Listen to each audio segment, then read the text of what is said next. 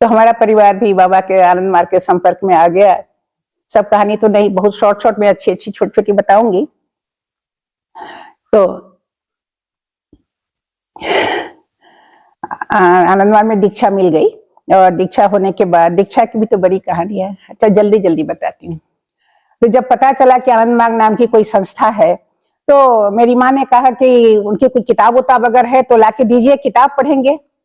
तो वो सब जगह सभी तीर्थों को घूम के आ गई थी गुरु की खोज में, कहीं गुरु नहीं मिला था।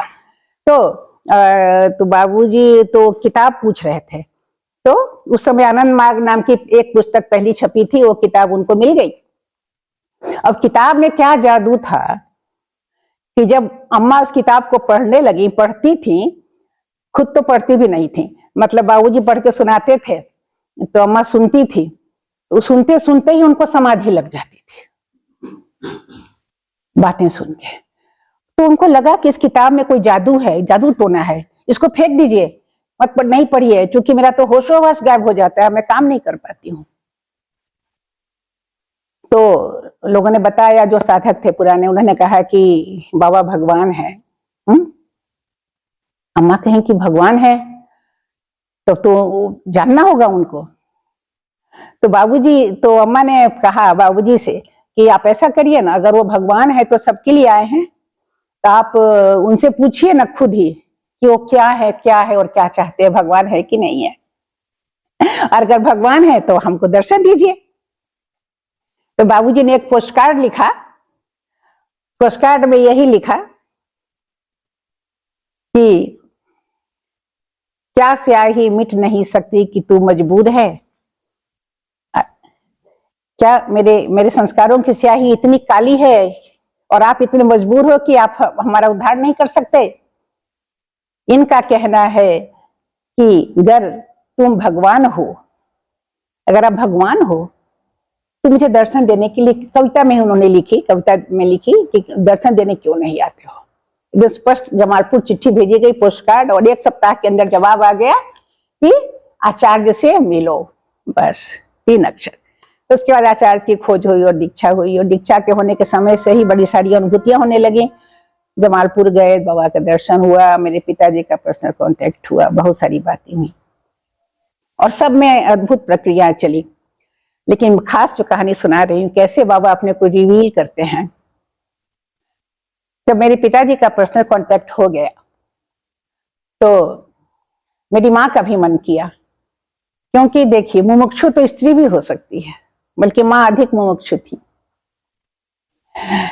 तो कहीं कि मेरा पर्सनल कांटेक्ट भी होना चाहिए, भगवान से क्या दूरी, भगवान क्यों भेदभाव करेंगे स्त्री पुरुष में।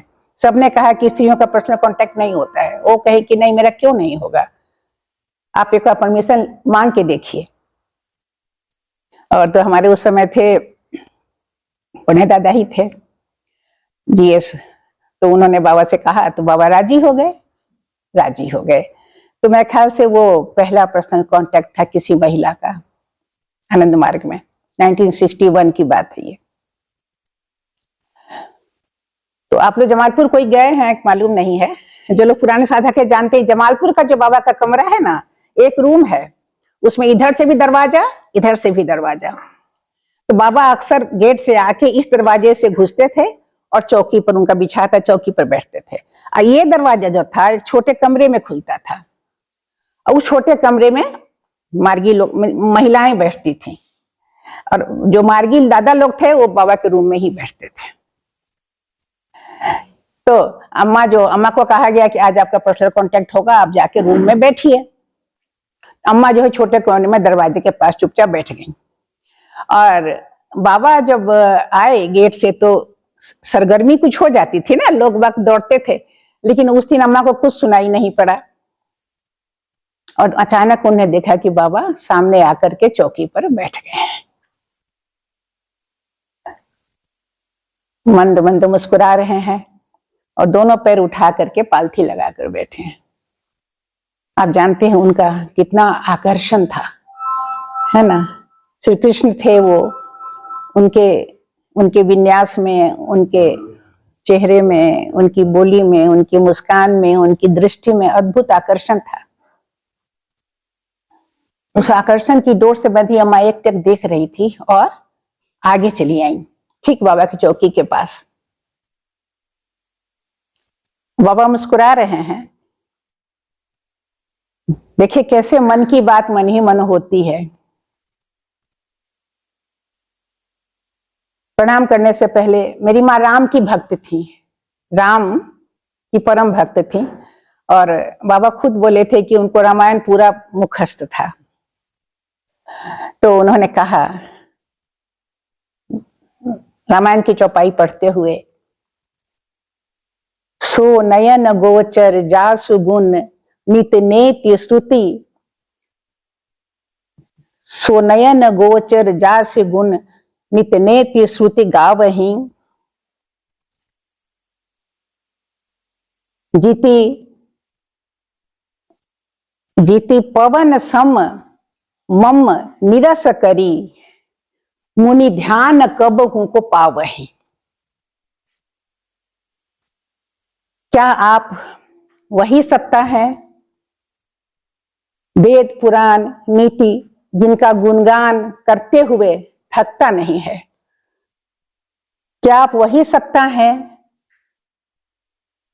जो जिसे ऋषि मुनि लोग अपने पवन के समान चंचल मन को जीतकर, अपने समस्त इंद्रियों का निग्रह करके के बाद भी ध्यान कबहू के पावे, बावजूद इतना प्रयत्न के, इतनी तपस्या के, कभी कभी ही वे आपका झलक पा सकते हैं?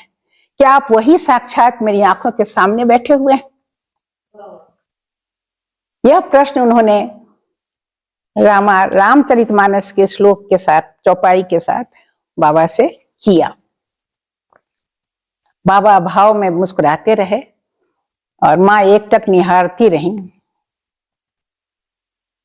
बाबा ने धीरे से ऐसे करके सिर हिला दिया। बाबा ने स्वीकारोक्ति में सिर हिला दिया कि हाँ मैं वही हूं। फिर क्या था, सब कुछ पा लिया।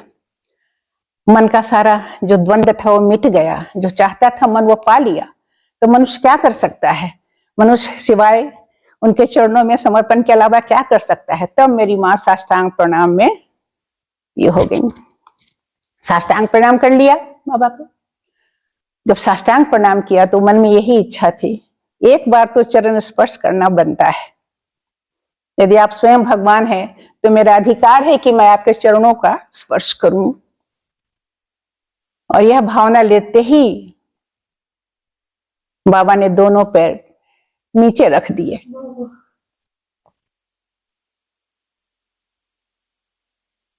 मां बहुत धीरे से, कोमल तरीके से, अनुशासन का पता था, एक उंगली से बाबा के चरणों का स्पर्श किया, साष्टांग प्रणाम करती रही और तब एक वर मांगी।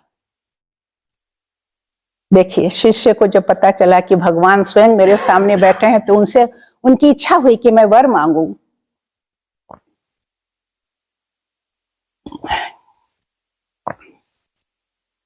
अब नाथ बिलोक हूं, हे नाथ अब देखो, अब नाथ बिलोक हूं, दीजिए जो वर मांगूं। आप मुझे वो वर दीजिए जो मैं आज आपसे मांग रही हूं। दीजिए जो वर मांगूं, जही जोनि जन्म हूं कर्म बस, श्री राम पद अनुराग हूं। मैं अपने कर्मों के फल के कारण आगे भविष्य में जिस किसी भी जोनि में मेरा जन्म क्यों न हो, मेरे मन में श्री राम के प्रति अनुराग हो, हमेशा आपके लिए मेरे मन में अनुराग हो। और बोली, यह तनय, यह जो लाइन है ये बाली ने श्री राम से कहा था। जो लोग थोड़ा सा मानस जानते हैं वो जानते हैं कि बाली का वध किया था श्री राम ने, है ना, बाली का वध किया था, उस पे धनुष चलाया था छिप के। लेकिन बाली अच्छा आदमी था, उसने कुछ कर्म ऐसे किए थे कि भगवान को सजा देनी पड़ी थी। तो जब बाली मरने वाला था श्री राम उसके सामने आ गए थे, और कहानी है लेकिन जो भी है बहुत शिक्षाप्रद है। आ गए थे तो उनको मरते हुए बाली ने भगवान से कहा था कि क्या आप वही हैं जिसके बारे में वेद पुराण नेति नेति कह कर बुलाते हैं और मुनिगण जिसका झलक नहीं पाते हैं। तब श्री राम ने भी हाँ कहा था, और तब बाली ने कहा था, उनका पुत्र था अंगद, यह तनय मम सम विनय बल,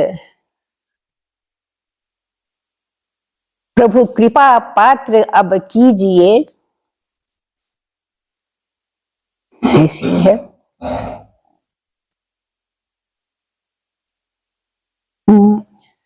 आगे की लाइन थोड़ा सा याद नहीं आ रहा है। उसमें कहती हैं कि हे प्रभु, यह मेरा पुत्र अंगद है, आप यह विनय और बल में मेरे समान है। आज से आप गही बाह करे कस कृपा आज दास आपन कीजिए। हाँ, कहते हैं कि आप दास इसको अपना बना लीजिए, विनय बल में मेरे समान है। यह जो मेरी संतान अंगद है, आज से आप इसे अपनी शरण में लीजिए।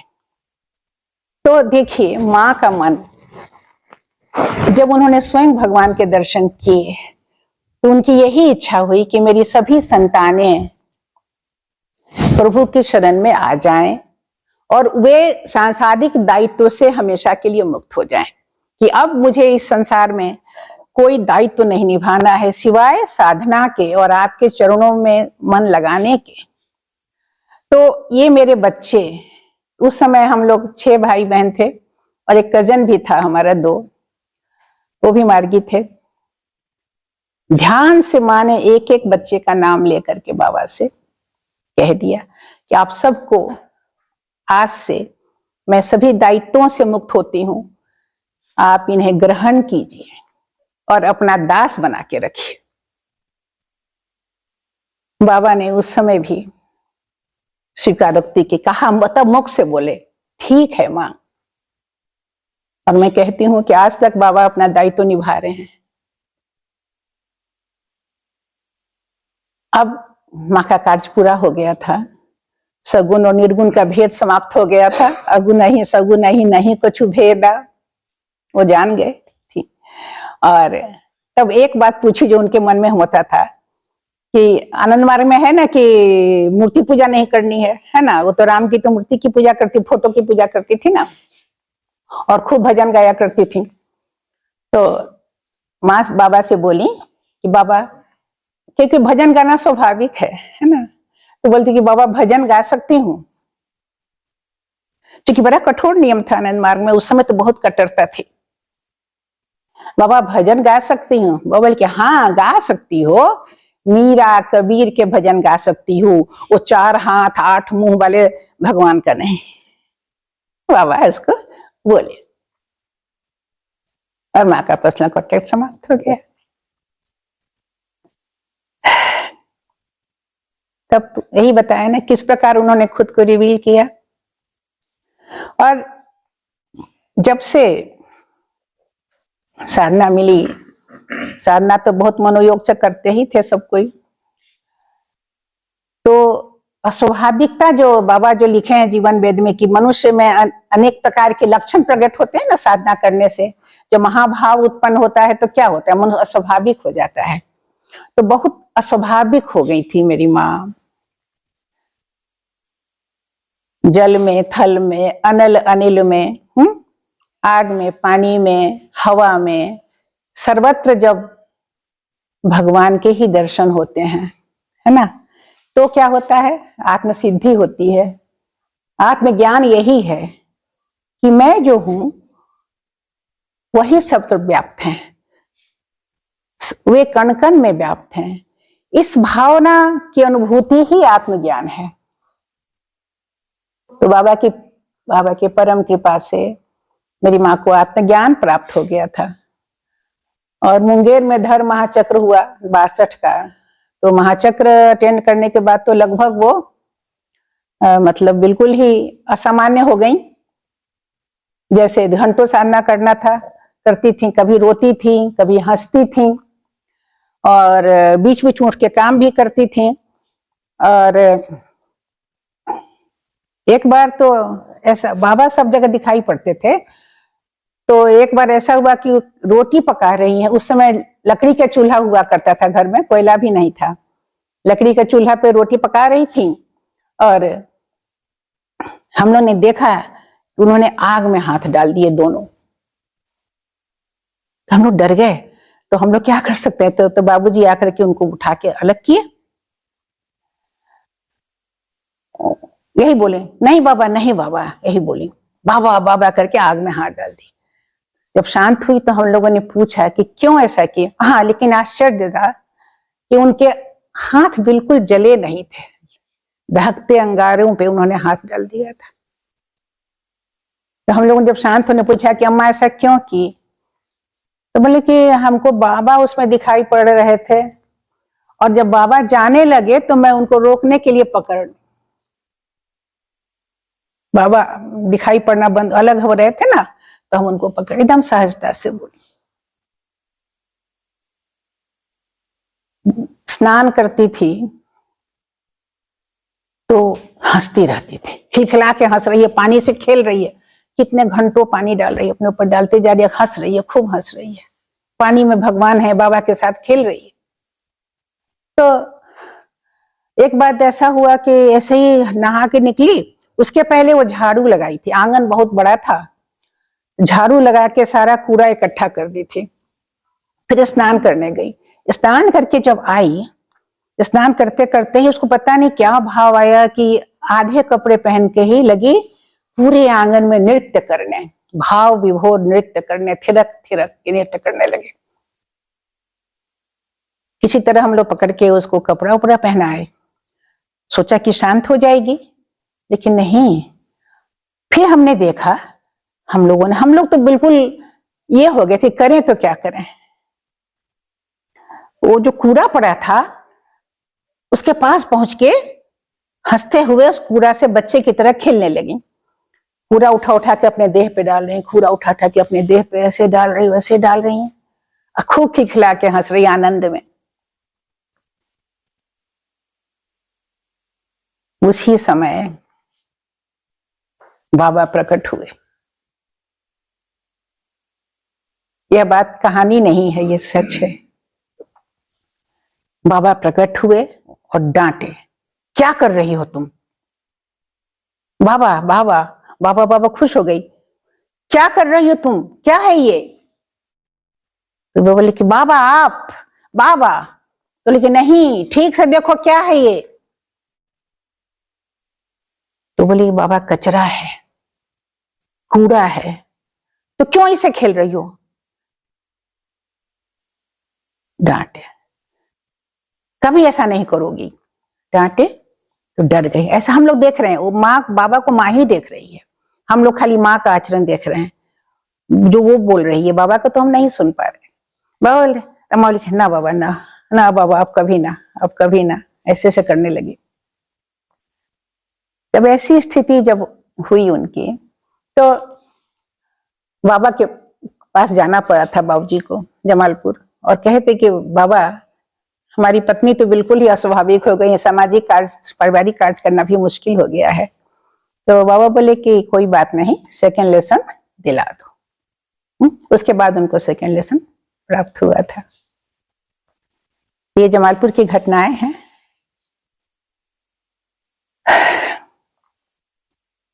जमालपुर में ऐसा अनुभव बहुत से लोगों को होता था, बहुत लोगों को बाबा का वो विश्व रूप का दर्शन होता था।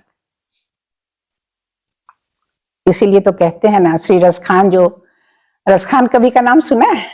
रसखान श्री कृष्ण भक्त कवि थे, मुसलमान थे, और बहुत बड़े कृष्ण भक्त थे। तो उन्होंने ये जमालपुर के प्रति जो हम लोग का आकर्षण था, बाबा के पास जाना है, कि हर समय बाबा के पास ही जाना है, हम लोगों का जीवन का सब कुछ, हर समय हम लोग वहीं पहुंचते जाते थे। ऐसी इच्छा होती थी, या हम सबके मन में ये इच्छा होती है कि जब भगवान श्री कृष्ण आए होंगे तो हम कहाँ थे? कुछ तो रहे होंगे। जब शिव आए थे तो हम कहाँ थे? जो बाबा आए हैं तब हम कहाँ हैं? इसकी बड़ी सुंदर अभिव्यक्ति रसखान ने की है। मानुष हो तो वही रसखान, बसो नित गोकुल गांव के ग्वारन। यदि मनुष्य के रूप में मेरा जन्म हो तो मैं हमेशा गोकुल में, गोकुल के ग्राम में ग्वालिनों के रूप में मेरा जन्म हो। जो पशु हो तो चरो नित नंद के धेनु मझारन। अगर पशु के रूप में मेरा जन्म हो गया तो बाबा नंद के जो गायें थी, जो पशुओं का समूह था, उनके बीच में मुझे चरने का अवसर देना। जो गिरी हो, अगर मैं पत्थर भी हो गया तो उसी पहाड़ का पत्थर बनूं जिसको कि आपने पुरंदर के कारण छत्र के रूप में धारण किया था। और जो खग हो तो बसेरो करो नित कालिंदी कूल कदम्ब के डारन। और अगर पक्षी के रूप में मेरा जन्म हो तो हे प्रभु, मुझे कालिंदी नदी के किनारे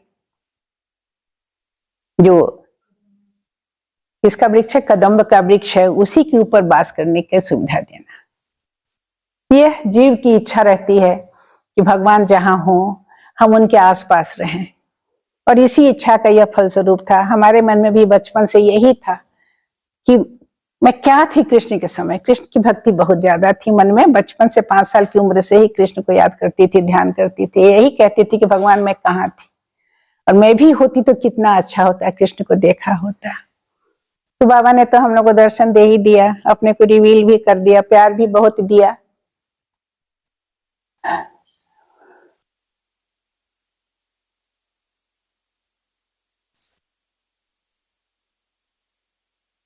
बाबा का अनेक स्वरूप है, लेकिन मुख्य रूप से बाबा दयालु करुणामय कृष्ण ही हैं। वो भक्तों के ही भगवान है ना।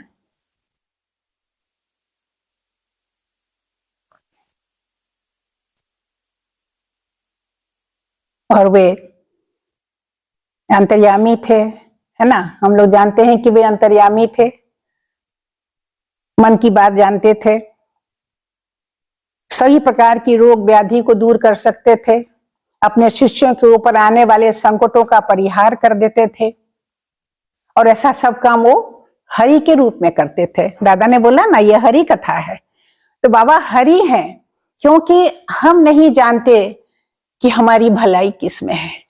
आज हमें दुख मिलता है, कोई तकलीफ होती है, तो हम सोचते हैं कि अरे क्यों।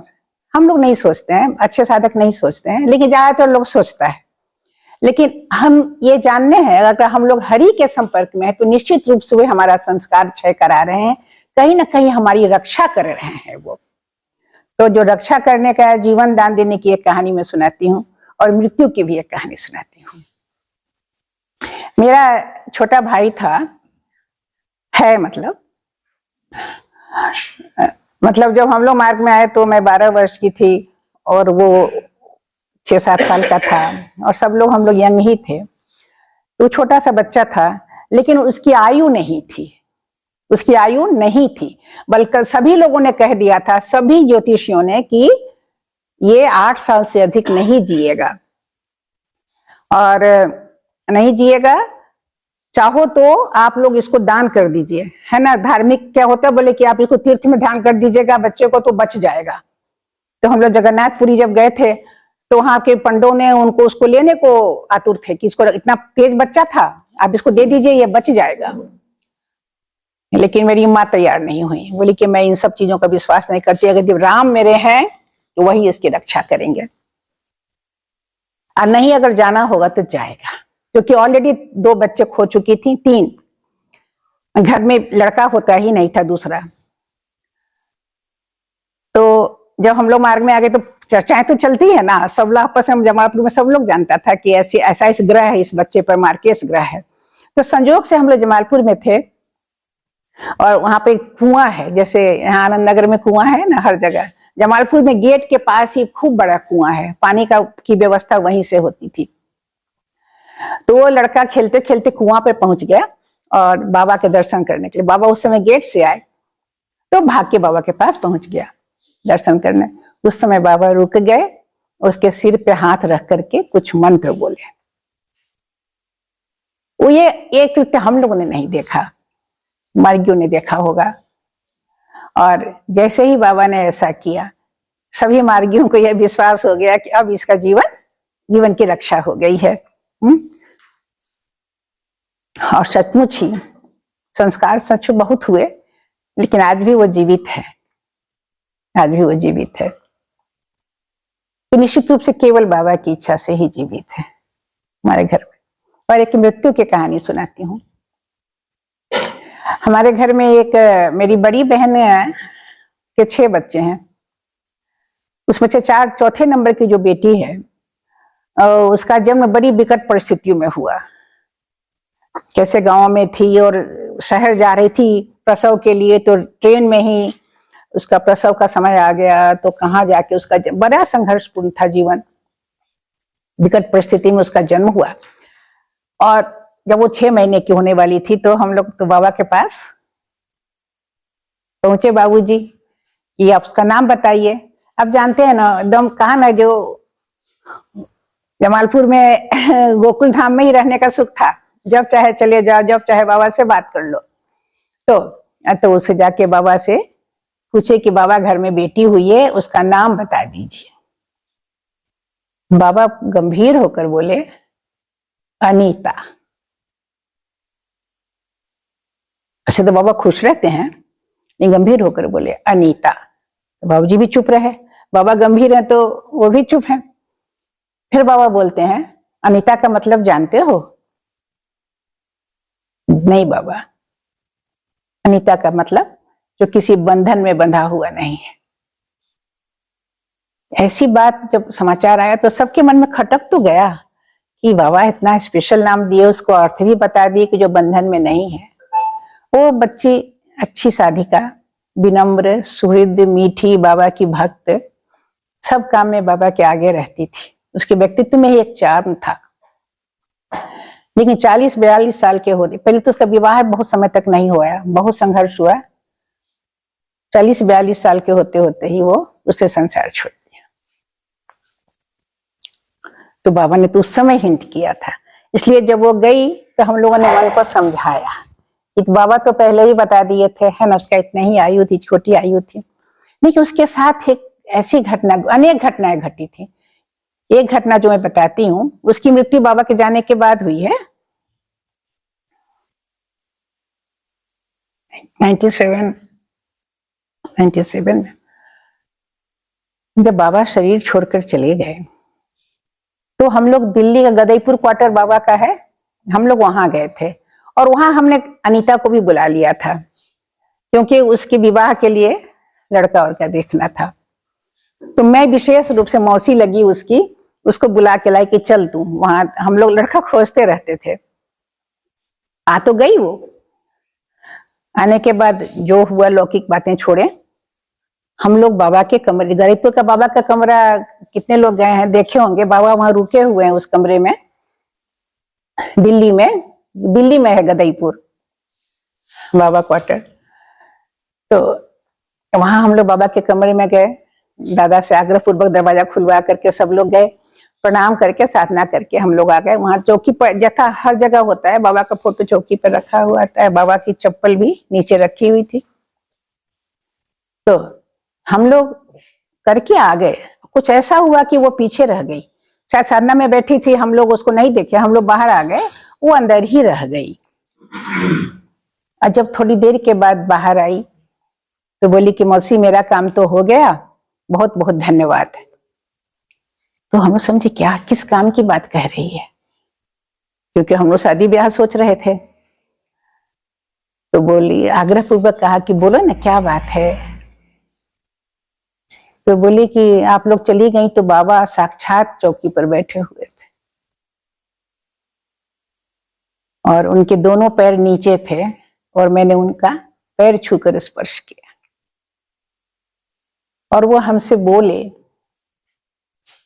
तुम मेरी जिम्मेदारी हो, यू आर माई रेस्पॉन्सिबिलिटी। उस दिन भी यही लगा है कि उसके जीवन की जिम्मेदारी बाबा ही लिए हुए थे, गाइड कर रहे थे। जब उसको ले जाना था अपनी गोद में लेके चले गए।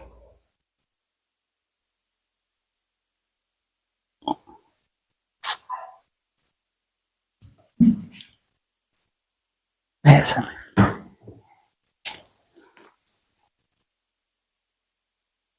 अच्छा 8-13 दादा, अच्छा जस्ट 15 मिनट्स मोर ना, सॉरी। एक दो घटना अंतर्यामी मित्र की, मुझे मेरी इच्छा थी बाबा के जाने के बाद की भी घटनाएं सुनाऊं। एक तो सुना ही दी, और जाने के बाद भी कोई ये सोचता है कि बाबा हमको मेरी माँ के पास आते थे, बातें करते थे, निर्देश देते थे। जब चले गए तो मैं बहुत दुखी रहती थी, बहुत ज्यादा। आप लोग कल्पना नहीं कर सकते कि किस प्रकार का प्रेम उनके साथ था। अस्वाभाविक अवस्था में जीवन यापन हो रहा था हम लोगों का बाबा के विरह में। तो बाबा ने माँ को कहा ध्यान में आकर कि प्रभा से जाकर कह दो कि मैं हूं, मैं गया नहीं। तो आश्वासन बाबा दिए थे। ये बात कई बार हुई कि बाबा समय समय पर प्रत्यक्ष निर्देश देते थे। अप्रत्यक्ष तो देते ही हैं सबके जीवन में ना, अप्रत्यक्ष तो देते ही हैं, लेकिन प्रत्यक्ष रूप से भी तिरोधान के बाद बाबा का शरीर का तिरोधान हो गया। इसमें तो कोई संदेह नहीं है कि बाबा नहीं है। अब कोई कहे कि नहीं है बाबा, ये तो मैं नहीं कहती हूँ, मेरे तो बाबा नहीं है। सच बात है कि हम देख ही नहीं पाते हैं तो कहाँ है। शरीर का तिरोधान तो हो ही गया है। आध्यात्मिक रूप से वो पहले भी थे और आज भी है, लेकिन चूंकि उनसे गुरु रूप में संपर्क हो गया है तो उनका दायित्व तो हमारे प्रति बहुत अधिक है। वो हम लोग को ऐसे नहीं छोड़ सकते। जब वो कहते हैं कि अच्छे लोग अब आएंगे, हम लोग तो बहुत साधारण लोग थे ना, हम लोग को तो बस उनकी कृपा दिखाने का माध्यम बाबा बनाए, कोई गुण तो था नहीं। अब गुणवान लोग आएंगे, है ना, तो उनकी देखभाल भी तो बाबा को ही करना है। तो वे परोक्ष रूप से देख रहे हैं। आज वो परोक्ष रूप से यह भी देख रहे हैं कि हमारे बच्चे हमारे जाने के बाद क्या कर रहे हैं। किम अकुर्वत संजय, तो कहा था ना, धर्म क्षेत्रे कुरुक्षेत्रे, है ना, पहली पंक्ति है महाभारत की। वो कहते हैं कि बताओ संजय तो अंधे थे, फिर भी उन्होंने युद्ध का दृश्य देखा और ये पूछा भगवान ने कि क्या किया उनने। हमारे बच्चों ने, कौरवों ने, पांडवों ने, सब तो अपने ही थे। तो वही है, बाबा देख रहे हैं हम लोगों को कि हम उनके आदर्श को कितना समझे हैं, हमारी भेद बुद्धि कितना नष्ट हुई है, और हम उनके सर्वव्यापी अस्तित्व को कितना अनुभव करते हैं और कितना चलते। अनुभव करना आसान नहीं है, लेकिन मान के तो चल ही सकते हैं कि वो देख रहे हैं। एक छोटी सी बात, जाने के बाद की तो बहुत सी हैं, लेकिन एक अपना बता दूं, मैं अपना नहीं बता पाई। मैंने दिन में कहा था ना कि बाबा बहुत मंत्र मूलम गुरुर्वाक्यम, और क्या है कि बेटी चाहे बेटा, बाबा के लिए कोई भेद नहीं है ना। बेटा से बाबा मुंह से बात करते हैं, बेटियों से मन से बात करते हैं। ज्यादा अच्छा लगता है ना, मुंह से बोल के समझे, या हम लोग मन से बोलते हैं, मन से जवाब आता है। तो राजा तुम्ही मनेर राजा हो, तो मन के राजा हैं। तो एक कौन सी घटना सुनाओ, बहुत सारी हैं, एक छोटी सी बताती हूँ। हम लोग पटना में बैठे थे बाबा के सामने, बाबा जेल से बाबा आ गए थे, और कहा कि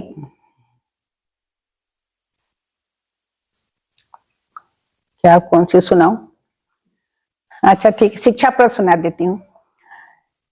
तो हुआ कि बाबा पूछे लोगों से कि एनर्जी शब्द का हिंदी प्रारूप क्या होगा।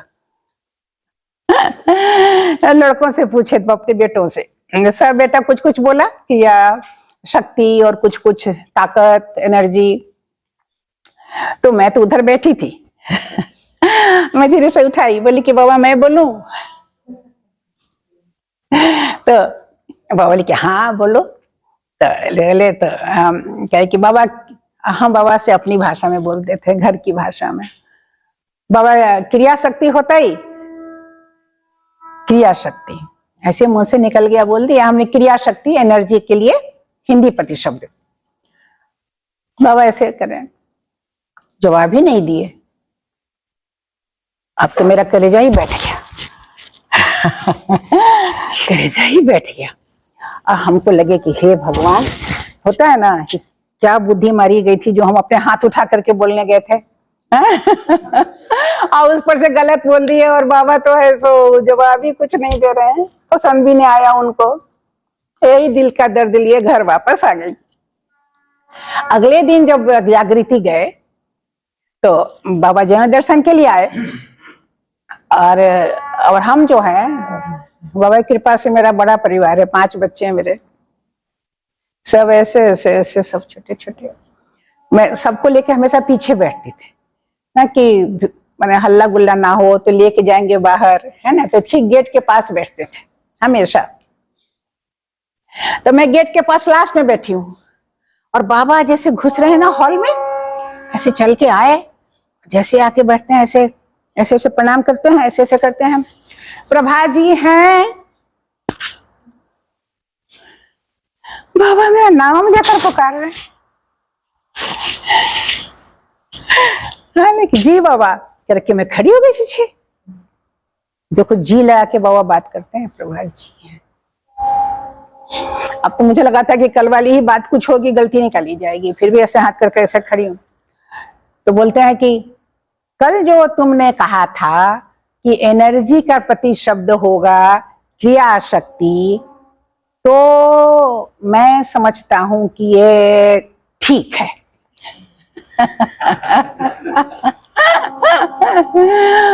अब मेरे को राहत हो गई। पूरी पब्लिक है खड़ी हुई, हॉल भरा हुआ है। ठीक है। फिर तब बाबा कहते हैं कुछ भी निर्णय लेने से पहले सोच समझ के निर्णय लेना होगा ना, ये शिक्षा थी उनकी। बोलने से पहले सोचना होगा। मैंने रात में सोचा कि ये बात ठीक है कि नहीं है। ऐसे ही बाबा खेल खेला करते थे, मेरे साथ तो बहुत खेलते थे।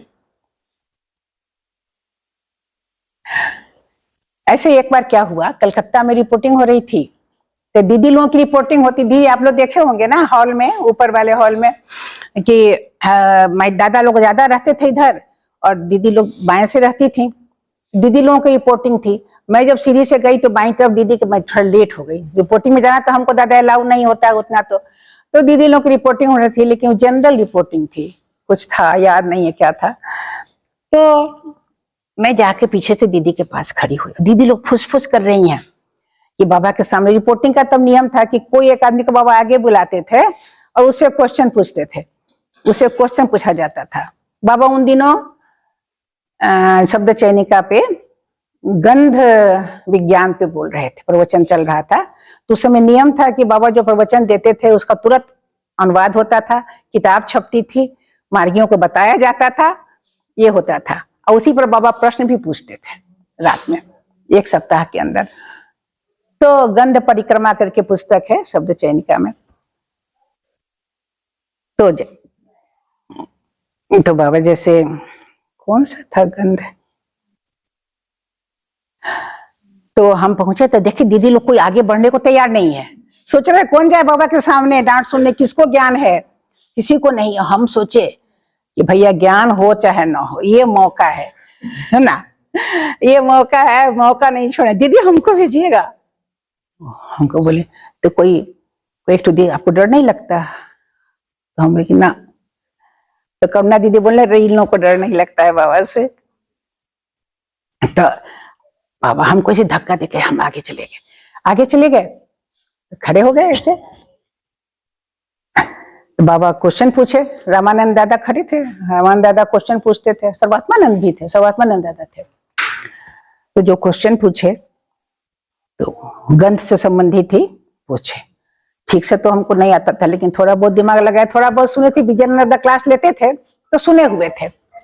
तो जो भी आया था हम जवाब दे दिए कि कौन सा गंध था। गंध तन्मात्र मैंने कहा निगेटिव माइक्रोबाइटा जो लोअर चक्रों में रहता है उसका गंध निकलता है। ऐसे कुछ समझ में आया जवाब, हम उसको दे दिया। हम जानते थे कि जवाब तो सही होगा नहीं, और नियम यह था जो सही जवाब देगा वो बाबा को दोबारा प्रणाम करेगा, साष्टांग प्रणाम। और जिसका जवाब गलत होगा वो हाथ ऊपर उठा के खड़ा रहेगा। तो बहुत सारे दादा लोग हाथ ऊपर उठा के खड़े थे एक कोना में, हमको लगा कि आज हमको हाथ उठाना पड़ेगा। होश नहीं रहता था कि मैं स्त्री हूं या पुरुष हूं, या बेटा हूं या बेटी हूं बाबा के। सबके तैयार रहते थे। तो सोचे कि हम खड़े हो जाएंगे, खड़े हो और अच्छा ही है, नजदीक रहेंगे बाबा के। हाथ उठाने को तैयार थे। और बाबा जवाब दिए उत्तर में, कहते हैं बाबा, सॉलिटरी एक्सेप्शन। अंग्रेजी में बाबा बोले। बाबा का जो कमेंट हुआ मेरे बारे में, सॉलिटरी एक्सेप्शन। मेरा कान तो डरा हुआ है ना। मैंने सुना मैंने एकांगी उत्तर, उसका अनुवाद हमने किया मन ही मन। सॉलिटरी का अर्थ सही सही हमको नहीं पता था, और एक्सेप्शन भी नहीं, हमको एक्सप्रेशन सुनाई पड़ा घबराहट में। तो हमने सोचा कि हमने एकांगी उत्तर दिया है, कंप्लीट उत्तर नहीं है, हमको हाथ खड़ा होना पड़ेगा। तो मैं तैयार ही थी कि दीदी या दादा कोई बोलते हैं, ए प्रणाम करो प्रणाम करो। मैं तो 7वें आसमान पे खुशी के मारे फिर से साष्टांग दंडवत मारे बाबा को। बाबा के नजदीक जाना, जानते हैं कलकत्ता में जब बाबा थे तो नजदीक जाना मिलता नहीं था ना। बाबा तो बदल गए थे, पहले वाले बाबा नहीं थे। तो उनके नजदीक साष्टांग प्रणाम किए, खूब मन से प्रणाम किए। और जब उठे तो बाबा बोलते हैं, आंख से आंख मिली, मुस्कुरा रहे हैं और कहते हैं, पढ़ला से तो होइए जतई। अब देखिए कितना अर्थपूर्ण उत्तर है कि पढ़ने से तो सब हो जाएगा। तुम तो बिना पढ़े लिखे जवाब दे दी हो, फिर भी पढ़ने से सब हो जाएगा, आगे से पढ़ लिख के जवाब देना। मतलब इतनी बात उन्होंने हमारी भाषा में कह दी। मैं जो आखिरी सामने की, जी बाबा।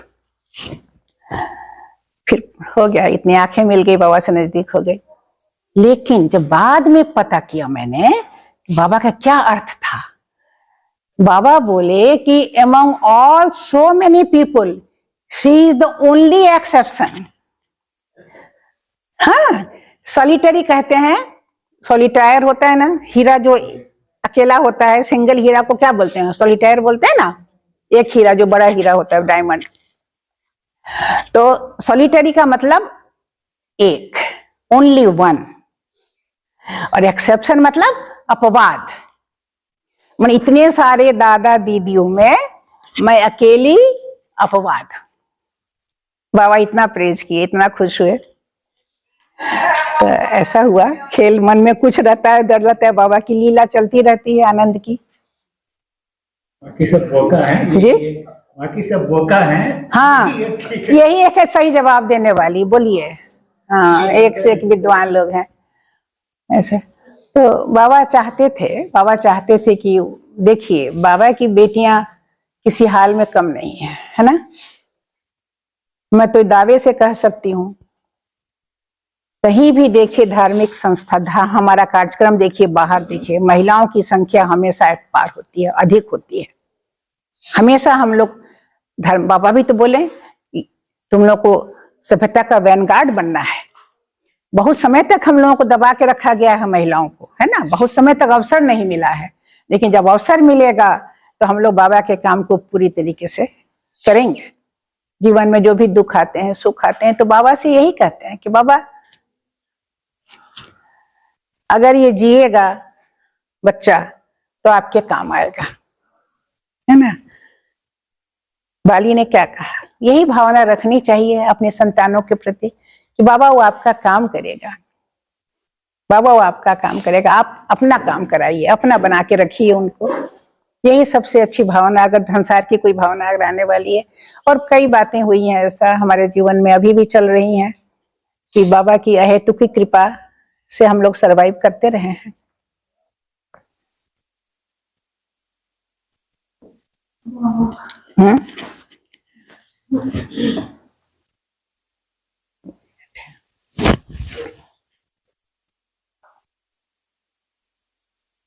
खत्म, समाप्त करती हूँ।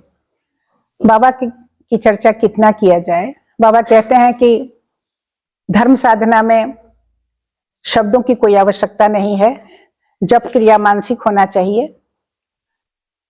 जोर जोर से चिल्लाकर बोलने की आवश्यकता नहीं है। कोई पिता पसंद नहीं करता है कि उनका गुणगान किया जाए, उनकी फ्लैटरिंग की जाए, लेकिन हम मजबूर हैं। और फिर बाबा कहते हैं कि कभी मन की भावनाओं को बोलने की इच्छा हो भी जाए, है ना, साधक को अगर इच्छा हो भी जाए तो वे I will suggest, I would like to listen, बाबा लिखे हैं जीवन वेद में, जीवन वेद की लाइन है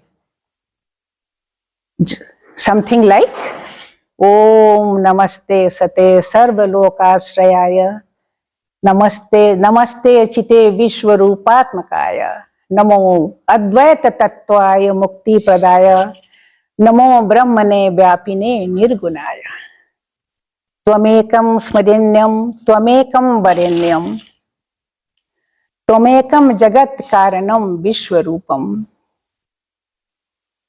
त्वमेकं जगत् कर्तृपात्री परहर्त्री, त्वमेकं परम निश्चलं निर्विकल्पम्, भयानां भयं भीषणं भीषणानां, गतिः प्राणिनां पावनं पावनानां, महोच्चय पदानां नियंत्री त्वमेकं, परेशां परम रक्षकं रक्षकानां, और रक्षकों के भी रक्षक हैं। हम लोग उनके ही चरणों में प्रेम निवेदन करते हैं। ठीक है दादा, 1 मिनट पहले आपको इंटरेस्ट देके खत्म करते हैं।